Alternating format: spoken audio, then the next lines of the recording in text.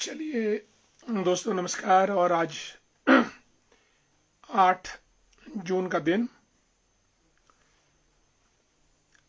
आज की बात आपके साथ आज हम शुरू करते हैं। और दोस्तों, आज भिन्न भिन्न विषयों के अलावा हम लोग अंतरिक्ष की सैर करेंगे और हम आज बात करेंगे ग्रुप कैप्टन शुभांशु शुक्ला की। दोस्तों, ये शुभांशु शुक्ला इंडियन एयरफोर्स के पायलट हैं और 10 जून को अंतरिक्ष में प्रवेश करेंगे। 11 तारीख को इंटरनेशनल स्पेस स्टेशन में 27 घंटे की यात्रा करने के बाद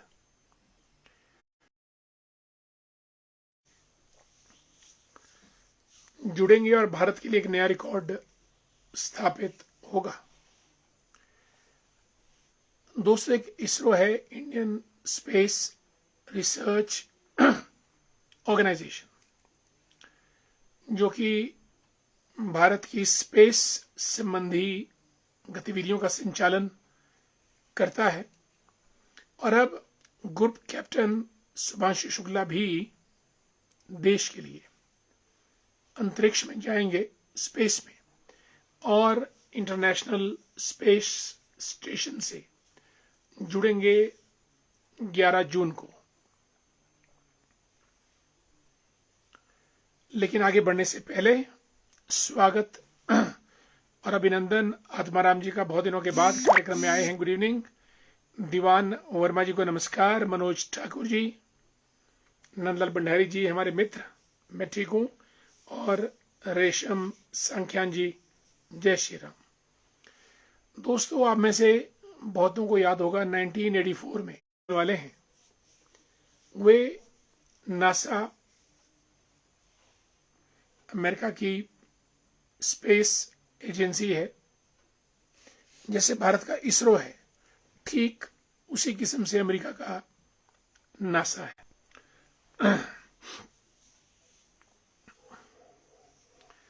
और ग्रुप कैप्टन शुभांशु शुक्ला को 2019 में सिलेक्ट किया गया था इंडियन एयरफोर्स से, जहां वो एक टेस्ट पायलट थे। 4 लोगों को सिलेक्ट किया, उसमें से अंत था। नासा के मिशन में अब जाएंगे शुभांशु शुक्ला। आज 8 तारीख है, 9 और 10 को लॉन्च होगा कैनेडी स्पेस सेंटर से। एक्सियम 4 लॉन्च का नाम।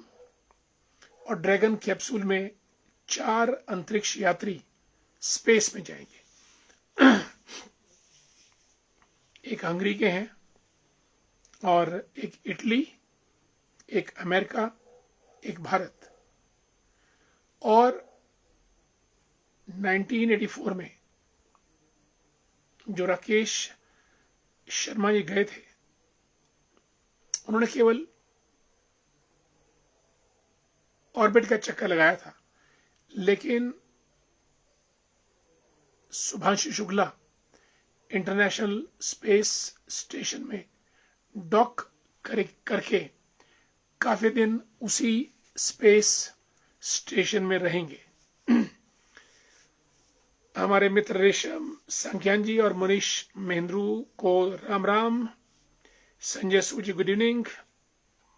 राजू जी हमारे मित्र, जय श्री राम। सुधीर ठाकुर, खेमराज शर्मा जी को जय श्री राम। और मानिक ठाकुर हमारे मित्र, वेरी गुड इवनिंग। और दोस्तों, स्पेस में जाने के लिए पूरा आपको ट्रेनिंग, तकरीबन 2 साल की उनकी ट्रेनिंग हुई, जो भारत से 4 पायलट थे। और फाइनली शुभांशु शुक्ला का नाम तय किया गया अंततः फ्लाइट में जाने पर। इसलिए 10 जून को ऐतिहासिक दिन होगा जब 1984 के बाद राकेश शर्मा जब गए थे, उसके बाद अब Shubhanshu Shukla international space station में जाने वाले एस्ट्रोनॉट होंगे। प्रेम ठाकुर जी को नमस्कार, जुड़े हमारे साथ कार्यक्रम में। और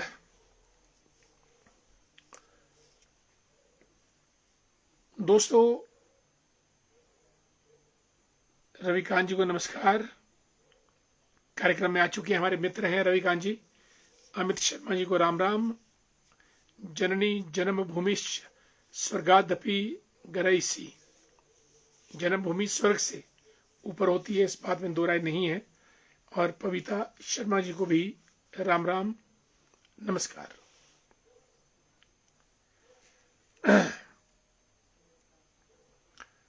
दोस्तों,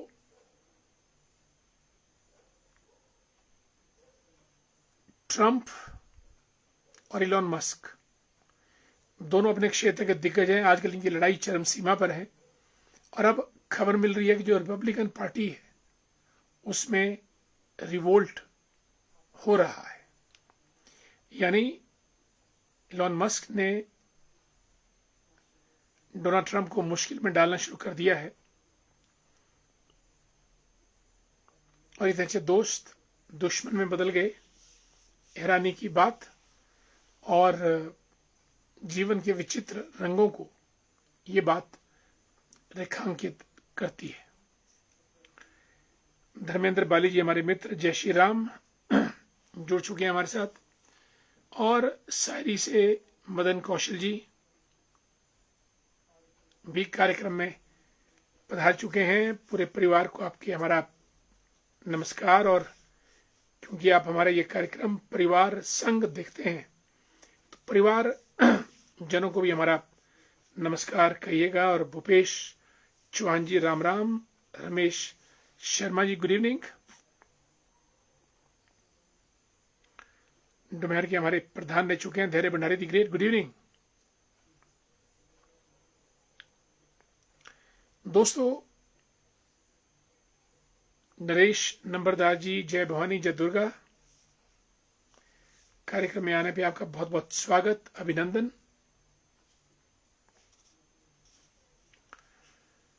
दोस्तों, हम बात कर रहे थे स्पेस की और भारत आज स्पेस के क्षेत्र में काफी आगे पहुंच चुका है। चांद के दक्षिणी छोर पर भी, south end of the moon, वहां पर भी हमने लैंडिंग की है। और ऐसा करने वाला भारत दुनिया का पहला देश बना है। और मंगल की तरफ भी यान को लॉन्च किया गया है। और एक आदित्य यान यानी सूरज के सबसे करीब जाकर उसका अध्ययन करना, वो भी भारत के मिशन का प्रोग्राम बना है। आदरणीय खिम्मी भंडारी जी भी जुड़े कार्यक्रम में, गुड इवनिंग। लीडर हैं, आपका स्वागत। और सुधीर ठाकुर का भी बहुत बहुत स्वागत है। और हमारे मित्र परमार सिंह वर्मा जी को भी हरिओम, जय श्री राम। और गुरुदेव जी भी कार्यक्रम में आ चुके हैं। और हेमचंद वर्मा जी को भी हमारा नमस्कार। दोस्तों, चांद पे उतरने वालों में सबसे पहले नील आर्मस्ट्रांग थे। 1969 7 जुलाई। और 3 लोग गए थे, एल्ड्रिन और कॉलिंस और नील आर्मस्ट्रांग। और नील आर्मस्ट्रांग ने सबसे पहले चांद की सतह पे कदम रखा था। और अशोक मछान जी कार्यक्रम में आ चुके हैं और हमारी पुष्पा शर्मा जी भी मझीउड़ से। दोनों को हमारा प्रणाम और नमस्कार। और अब जो स्पेस की रेस है वो इतनी तेज हो गई है कि एक साथ कई सैटेलाइट अंतरिक्ष में छोड़े जाते हैं और अंतरिक्ष से ही पूरी धरती की मैपिंग कर ली जाती है। और उस मैपिंग के आधार पे, जिसको आप जियोलॉजिकल सर्वे कहते हैं, कहाँ पे समुद्र में मछलियां पाई जाती हैं, कहाँ पे वनों में आग लगी है, कहाँ पर खनिज संपदा है, ये सब चीजें जो रिमोट सेंसिंग सैटेलाइट अंतरिक्ष में छोड़े जाते हैं, उससे पैमाइश मेजरमेंट हो जाती है। और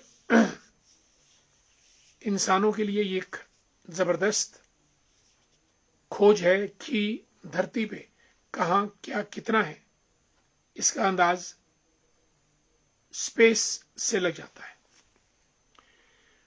और अब तो पिछले 5 सालों में इस बार आपने भारत पाकिस्तान के बीच देखा होगा, युद्ध करने का तौर तरीका भी बदल गया है और अब युद्ध भी स्पेस में होने शुरू हो गए हैं।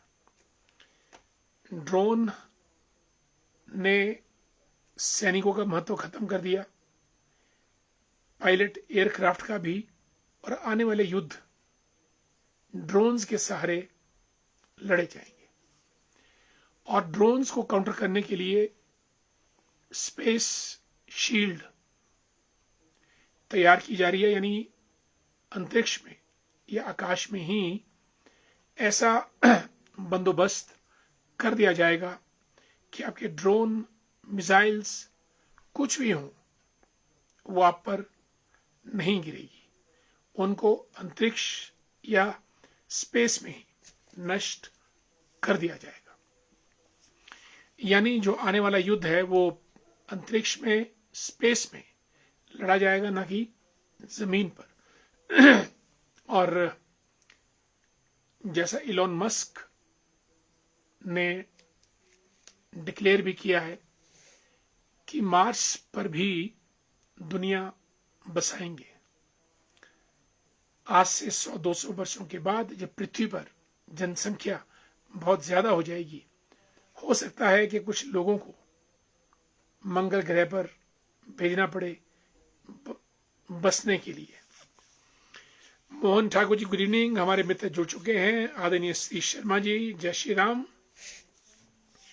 दोस्तों, इसलिए धरती के अलावा चांद, मंगल, जो और भी ग्रह हैं, वहां पे भी मानव जीवन की संभावनाएं खोजी जा रही हैं। और हो सकता है कि भविष्य में स्पेस रिसर्च इतनी ज्यादा हो जाए कि मनुष्य धरती के अलावा और ग्रहों पे भी अपना जीवन शुरू कर सके। किसने सोचा था कि आज की लड़ाई ड्रोन्स के द्वारा लड़ी जाएगी, जिसमें ना कोई पायलट होगा, ना कोई चलाने वाला होगा, लेकिन ड्रोन युद्ध करेंगे। हो सकता है आने वाले समय में भी मानवीय बस्तियां मंगल या अन्य ग्रहों तक पहुंचे और वहां पर भी मनुष्य का जीवन आरंभ हो।